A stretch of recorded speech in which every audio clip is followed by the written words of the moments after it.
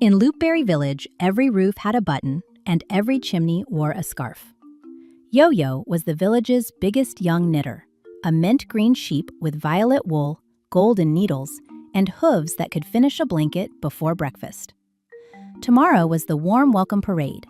Tuck the red bird carried measurement tags, while Pearl, a living ball of yarn, helped neighbors choose hats, mittens, blankets, or nothing at all. Everyone felt cozy in a different way. Yoyo imagined one enormous sweater that the whole town could wear together. Pearl suggested asking what each neighbor needed first. But the parade clock was ticking, and one sweater sounded wonderfully quick. Yoyo tied the forever spool to 2 silver knitting gears and clicked the golden needles. Sleeves zipped across the workshop. Buttons sparkled. The sweater grew past the table, through the window, and halfway around the fountain before Tuck could finish one measurement tag. Zip! One sleeve wrapped the bakery. Zip, zip! A striped collar hugged 3 houses, 2 trees, and Mayor Button's hat. Some neighbors felt warm, but others felt squeezed. Yoyo pulled the sweater loose. The forever spool answered by making it longer. Buttons bounced like jumping beans. Scarves tied themselves into knots, and the giant hymn rolled downhill. It caught the warmth bell ribbon and raced toward Windwhistle Mill at the edge of town. Yoyo balanced on a knitting needle sled. Tuck steered between button roofs, and Pearl bounced beside them. They surfed over a river of cloth, ducked under flapping mittens, and slipped through loops as large as tunnels. At Windwhistle Mill, the giant sweater wrapped around the turning sails. The warmth bell lifted into the air, while the mill tilted toward the little houses below. Every spinning sail pulled the sweater tighter. Yoyo hooked one golden needle around the mill, held the bell ribbon with both hooves, and caught the sled with her tail. Still, the sweater tightened. Tuck asked what Pearl had suggested before knitting began. Yoyo's ears drooped.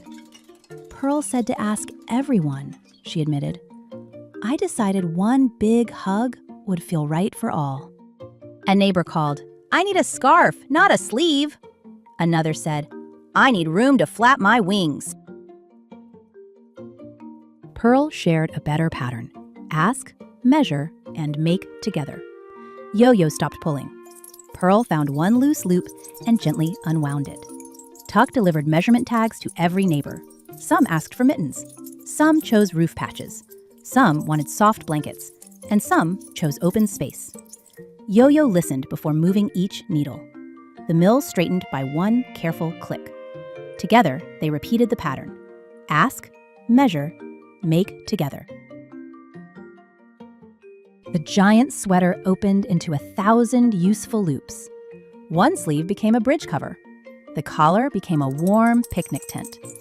Buttons turned into stepping stones, and striped pockets became nests for tired birds. Tuck matched every tag. Pearl guided every loose thread. Yoyo used her enormous hooves to hold the yarn steady instead of deciding its shape. Last of all, the mill sails spun free and lowered the warmth bell safely home. At sunset, the warm welcome parade began beneath patchwork banners. Neighbors wore different colors, different sizes, and different amounts of cozy. One rabbit chose 3 scarves. One bear wore only a tiny ear warmer. Tuck carried no wool at all because flying felt warmer. Yoyo admired every choice. The parade did not match like one giant sweater, yet together, it formed the most beautiful pattern Loopberry Village had ever seen. The next morning, the village gave Yoyo a listening thimble with a tiny ear painted on each side. She still made enormous things, but she began every project with questions. What do you need? What feels comfortable? How can we make it together? Pearl kept the forever spool for special projects, and Tuck never ran out of measurement tags. Yoyo learned that caring is not choosing the same thing for everyone. The warmest kindness makes room for each person's answer. The end.